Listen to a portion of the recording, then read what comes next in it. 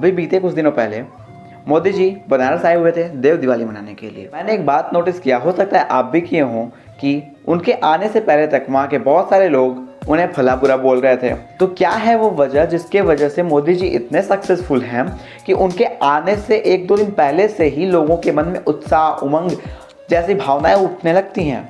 लोग सोचने लगते हैं, उनके बारे में बात करने लगते हैं कि मोदी जी आ रहे हैं, ये बात होगी, ये बात होगी, ये बात। तो आज के इस वीडियो में मैं इसी बारे में बात करूंगा कि क्यों भारत के प्रधानमंत्री माननीय श्री नरेंद्र मोदी जी इतने सक्सेसफुल हैं। इसके पीछे मैं 3 रीजंस दूंगा। हो सकता है आपको अच्छा लगे, तो वीडियो अंत तक जरूर देखेगा।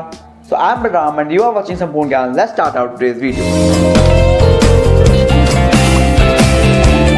आपने ये बात अवश्य सुनी होगी, अगर नहीं सुनी है तो मैं आपको ये बता रहा हूँ कि अगर आपको किसी गांव में भौकाल जमाना है तो आपका घर इतना शक्तिशाली होना चाहिए कि घर का मुखिया कैसा भी हो, उसकी पर्सनालिटी कैसी भी हो, उससे कोई फर्क ना पड़े। या फिर घर के मुखिया की पर्सनालिटी ही ऐसी हो कि बाकी और लोगों का ध्यान घर पे जाए ही ना, वो सिर्फ और सिर्फ उस मुखिया के पर्सनालिटी के ऊपर ही टिका रहे। तो यही है मेरा पहला पॉइंट, पर्सनालिटी। मोदी जी की पर्सनालिटी। और आजकल तो उन्होंने गदर ही मचा रखा है। बॉलीवुड के जितने सुपरस्टार्स हैं जिन्होंने अपना बियर्ड बना रखा है, वो कहीं ना कहीं मोदी जी से प्राइवेट में ट्यूशन लेने ना चले जाएं, अगर ऐसा ही रहा तो। बाकी आपने उनकी पर्सनालिटी का नज़ारा तो देख ही लिया होगा, जब वो दिवाली मनाने के लिए जवानों के साथ गए हुए थे, क्या गदर मचा रखा था।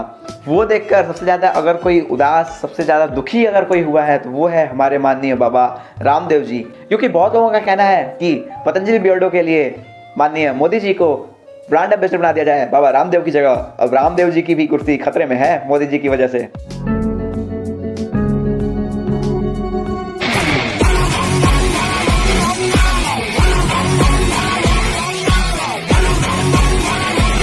अब अगर मैं अपने दूसरे पॉइंट की ओर आगे बढ़ूं तो वो कहते हैं ना कि आप किस प्रकार के इंसान हो, आप कैसे हो, उन सारी बातों का पता आपके बात करने के तरीके से लग जाता है। और आपको अगर नेता बनना है, नेता तो खैर बड़ी चीज़ हो गई, अगर आपको कहीं जॉब लेना है तो आप अपने पॉइंट्स को, आप अपने विचारों को किस प्रकार से बाकी लोगों के सामने लाते हो, सबसे इंपॉर्टेंट हो जाता है ये। और मेरा ये कहना गलत नहीं होगा कि भारत में इस समय अगर कोई नेता है जो अपने विचारों को सटीक ढंग से जनता के सामने रखता है तो वो हमारे प्रधानमंत्री माननीय मोदी जी ही हैं, जो अपने विचारों को जनता के सामने बड़े सटीक ढंग से रखते हैं। अब वो बात अलग है कि वो जो बातें हैं वो सही हैं या गलत, वो बात की बात है, वो अलग चीज़ है।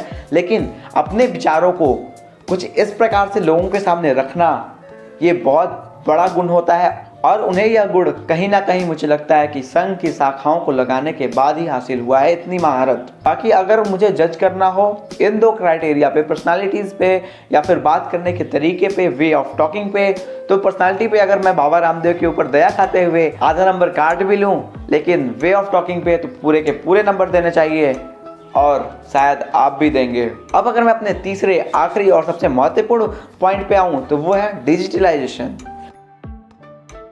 शायद ये कहना गलत नहीं होगा कि भारत में अगर डिजिटलाइजेशन हुई है तो उसका सबसे बड़ा श्रेय मोदी सरकार को जाता है, और इसी चीज़ का फायदा मोदी सरकार ने उठाया भी है। एक रिपोर्ट के हिसाब से मोदी सरकार ने गूगल, यूट्यूब और फेसबुक जैसी कंपनियों पे 27 करोड़ रुपए अपनी पब्लिसिटी के लिए खर्च किए हैं, जो कि 500% ज़्यादा है विपक्ष में बैठी मेन पार्टी कांग्रेस से।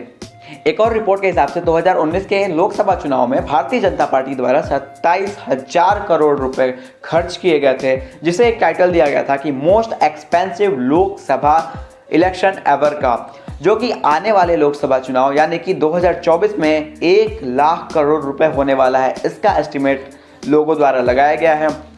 और तो और 2014 से 18 के बीच का अगर एक हम रिपोर्ट देखें तो उसमें ये बताया गया है कि 4300 करोड़ रुपए सिर्फ पब्लिसिटी पर मोदी सरकार द्वारा, बीजेपी आईटी सेल के लोगों द्वारा खर्च की गई है। तो हुआ ना मोदी सरकार और मोदी जी के लिए सबसे इम्पैक्टफुल पॉइंट डिजिटलाइजेशन, क्योंकि मोदी सरकार और बीजेपी आईटी सेल के एक्सपेंडिचर में एक बहुत बड़ा अमाउंट गूगल, यूट्यूब और फेसबुक जैसी कंपनियों पर सिर्फ ऐड दिखाने के लिए, सिर्फ बीजेपी और मोदी जी की पब्लिसिटी के लिए खर्च किया जाता है। बाकी आपके क्या विचार है नीचे कमेंट सेक्शन में ज़रूर बताइए कि आपको क्या लगता है कि मोदी जी इतने सक्सेसफुल कैसे हुए, क्यों हुए। हाँ, ये कहना गलत नहीं होगा कि मेहनत और स्ट्रगल साथ में ही किया उन्होंने।